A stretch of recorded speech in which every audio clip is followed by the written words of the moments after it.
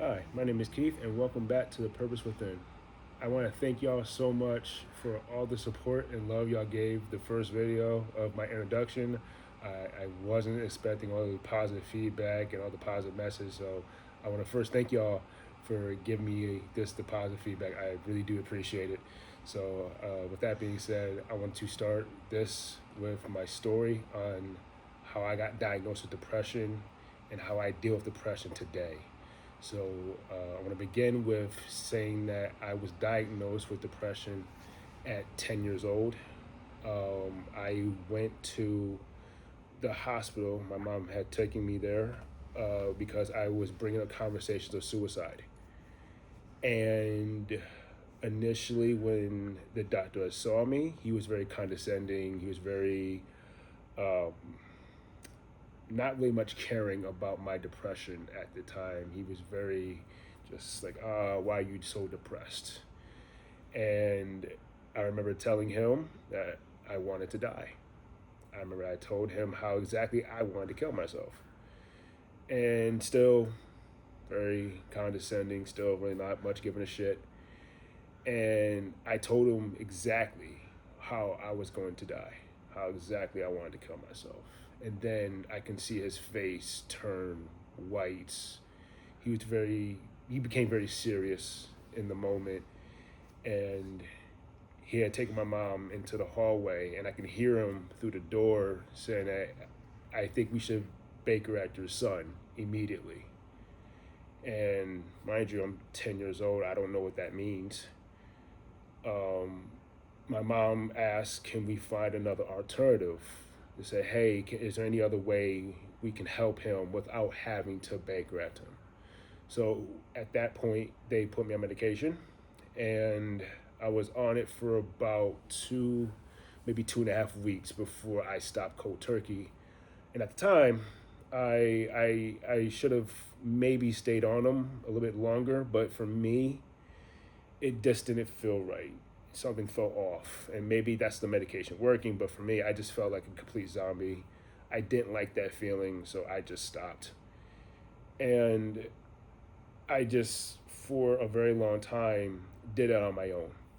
I didn't have medication. I didn't have really anyone to talk to.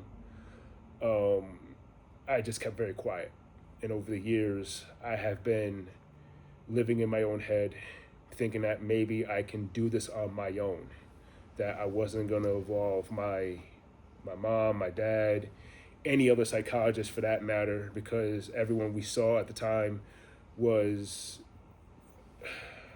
non-responsive. They just kept writing on their notepad. They were never much engaging with me. So I just did it on my own. And for many years after that, I just I just did it by myself. I lived in my own head.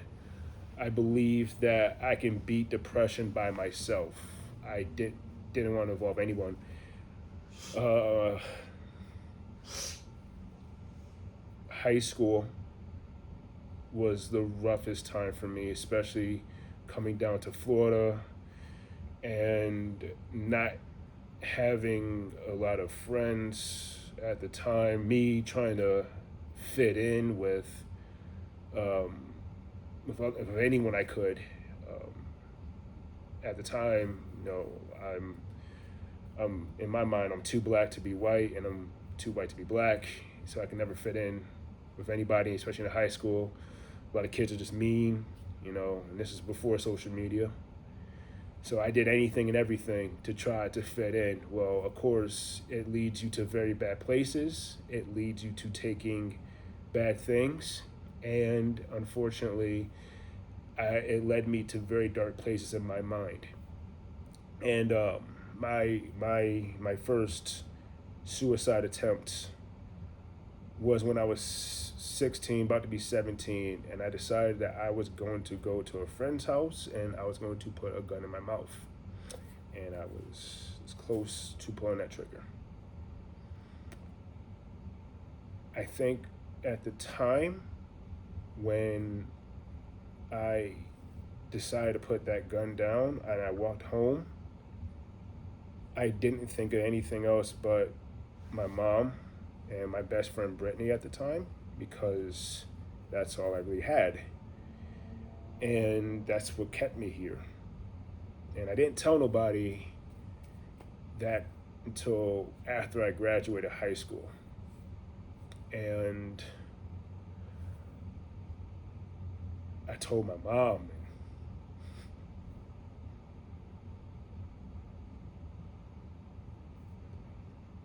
Sorry. I told my mom, and excuse me.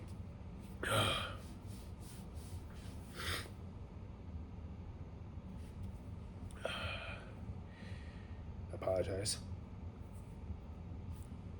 Um, I told my mom and dad and what I was going to do, and that was the hardest thing I think I've ever had to do. At the time, I never told anybody about it before that, and even after I told them, I didn't know what to think. I didn't know how to cope and process all that in my head, because it finally came out. I finally let it out for the first time in my life and admitted to myself that I needed help and I had really bad depression, and I finally opened up to that. I got a real psychologist. I got a better psychologist, and having her coach me through all of this to get me to where I needed to be. And hell, I'm like anybody else. I have good days. I got bad days, and a lot of times it's a really bad place to live in your head. But I can wholeheartedly tell people now that I'm somewhat in a better place, that I made a mistake not telling people and not trying to find resources to get real help. I made the mistake saying that I could do it by myself, that I am Superman, I can handle all the burden by myself, that I don't need anybody else to carry my burdens. I made that mistake, and I can admit now that it was wrong. Everybody needs help. Doesn't matter who you are, where you are, doesn't matter your status in life, doesn't matter your sexual preference, doesn't matter your political views, doesn't matter about anything. It matters that you can get the help that you need. I thought I was better, I thought I was stronger, and that was a mistake on my part. And I think the reason why I'm sharing this story now, before I share other people's stories, is because I want people to understand that this is not an easy fight. I live with depression every day, and I have good days and bad days. It sits in my head a lot, but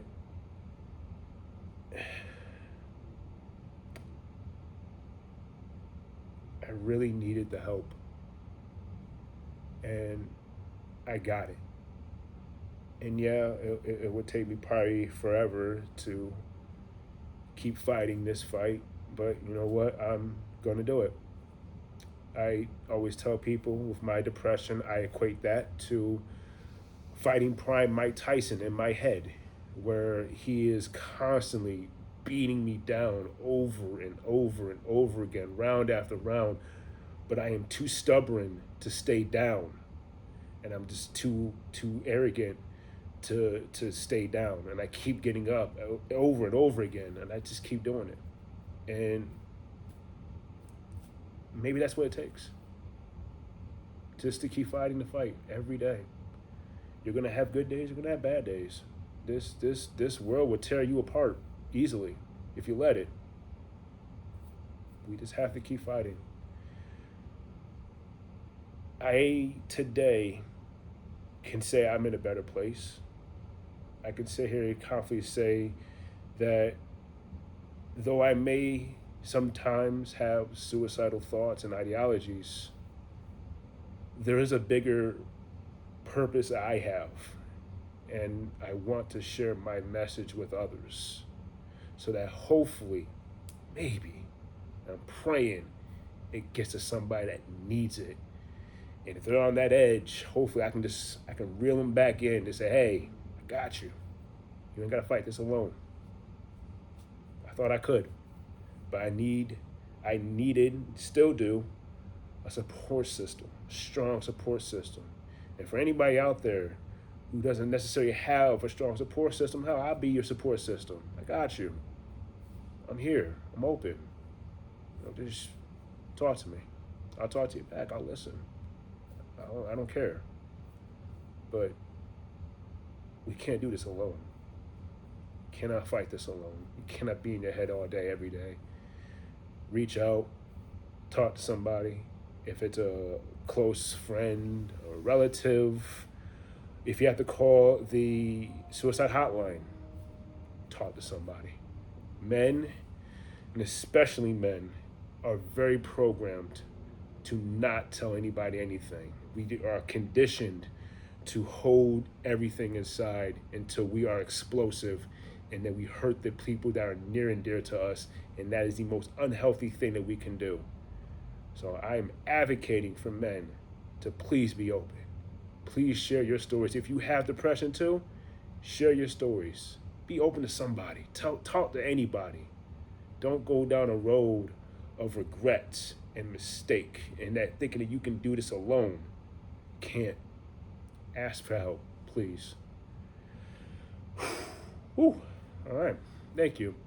So I hope y'all stayed in with me through my story. I'm going to continue doing weekly videos for you guys, and I hope you're along for the ride. I want to thank y'all again for tuning in, and I'll see you next time. Thank you.